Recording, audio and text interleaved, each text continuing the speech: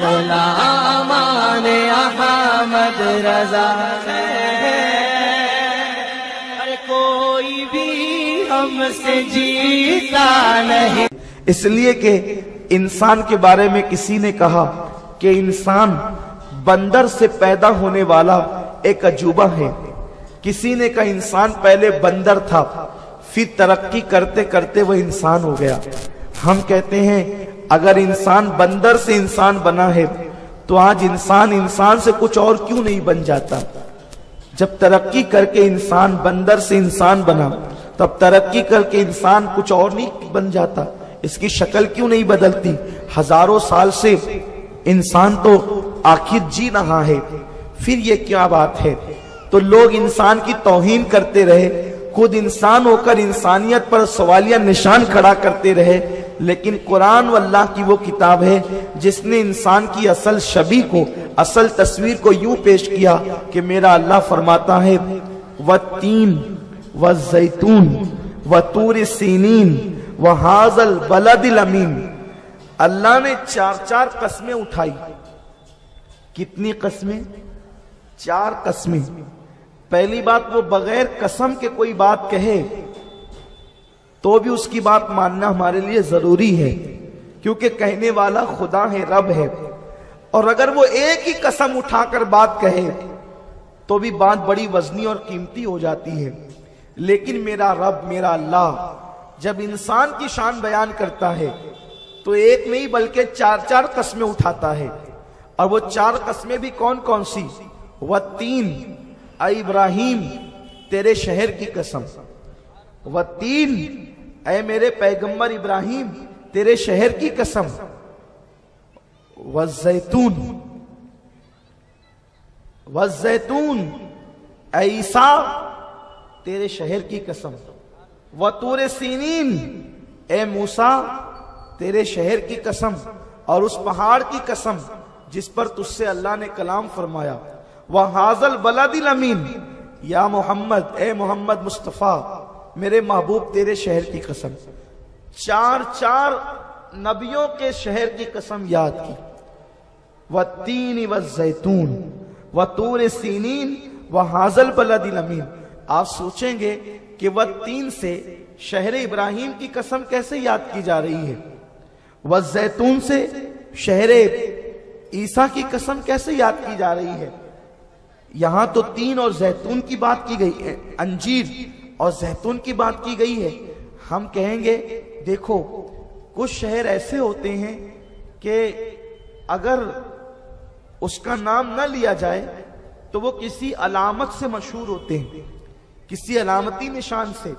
جیسے اگر یہ کہا جائے کہ تاج محل، جیسے تاج محل کہیں گے تو تاج محل کہنے کے بعد آگرہ کا نام لینے کی ضرورت نہیں ہوگی۔ تاج محل کہا فوراً آگرہ کا نام ذہن میں آ گیا، کیونکہ گویا کہ آگرہ کی آبرو ہے تاج محل، آگرہ مشہور ہے تاج محل سے، ورنہ آگرے کی اہمیت کیا ہے؟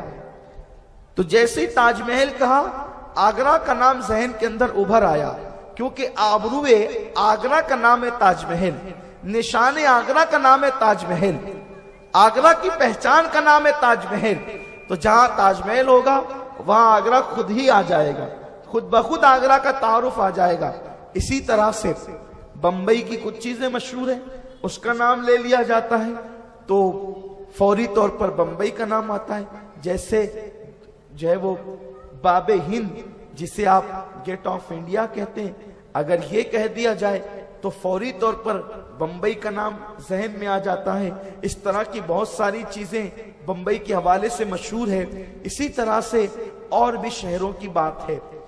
یاد رکھیں ابراہیم علیہ السلام جس علاقے میں پیدا ہوئے اس علاقے کے اندر انجیر پیدا ہوتی تھی اور وہاں کی انجیر بڑی مشہور ہے۔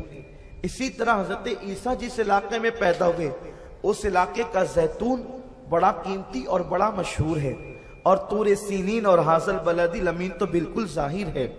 تو یوں کیا جاتا ہے کہ کبھی کبھی کسی شہر کا نام نہیں لیا جاتا بلکہ اس کی مشہور علامت کو بیان کیا جاتا ہے۔ آخر انجیر اتنی عظیم کیسے ہو گئی کہ اس کی قسمیں یاد کی جا رہی ہے؟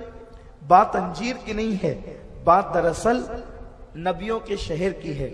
تو قسم یاد کی گئی، اے ابراہیم میرے پیارے خلیل تیرے شہر کی قسم، اے عیسیٰ میرے پیارے روح اللہ تیرے شہر کی قسم، اے موسیٰ تیرے شہر کی قسم، اس مقام کی قسم جہاں تجھے بلا بلا کر تیرے ساتھ پیاری پیاری باتیں کی گئی، تیرے ساتھ کلام کیا گیا اور گفتگو کی گئی۔ اور اے پیارے محمد عربی تیرے اس شہر کی قسم جہاں تم چلتے پھرتے، وہاذل بلد الامین تیرے امن والے شہر کی قسم جہاں تیرے قدم لگے ہیں۔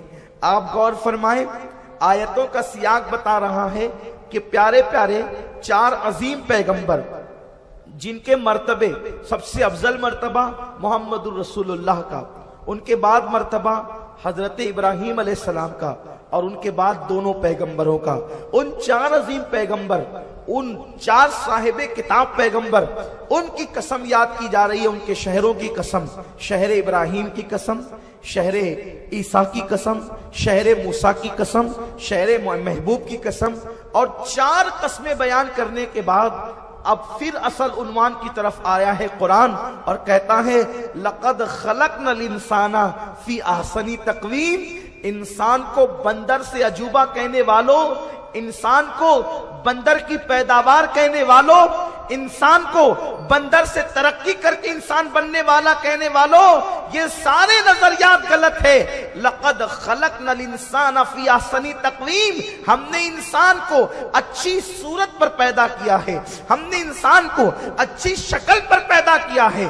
ہاں انسان اتنا محترم ہے کہ جب سورج بنایا تو کن کہہ کر، جب چاند بنایا کن کہہ کر، ستارے بنائے کن کہہ کر، سیارے بنائے کن کہہ کر، زمین بنائی کن کہہ کر، فرشتے بنائے کن کہہ کر، ساری مخلوق، عرش بنایا کن کہہ کر، فرش بنایا کن کہہ کر، تحت الثری بنائے کن کہہ کر، سمندروں کی طغیانی کن کہہ کر، دریاؤں کی روانی کن کہہ کر، پھولوں کا تبسم کن کہہ کر، راتوں کی تاریکی کن کہہ کر، صبح کا سویرا کن کہہ کر، اللہ اکبر، درختوں کو بنایا کن کہہ کر، پتوں کو بنایا کن کہہ کر، پتوں کو اگایا کن کہہ کر، اور پھر جو ہے وہ زمین کے اندر جو دانے بوئے گئے تھے ان سے پودے نکالے کن کہہ کر، ساری مخلوق کو، یہ بڑے بڑے پہاڑ جو نظر آتے ہیں ان کو کن کہہ کر کے پیدا کیا ہے، سب کن کہہ کر بنایا۔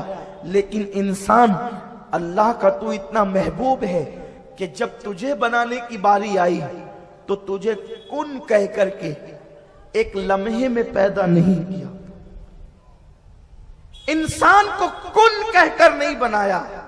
اگر کن کہتا تو بھی انسان پیدا ہو جاتا، اس کی قدرت ہے، لیکن اس نے کن کہہ کر نہیں بنایا، بلکہ فرمایا خلقت بیدیہ، کہ ہم نے انسان کو اپنے دونوں ہاتھ سے، قدرت والے ہاتھ سے انسان کو پیدا کیا۔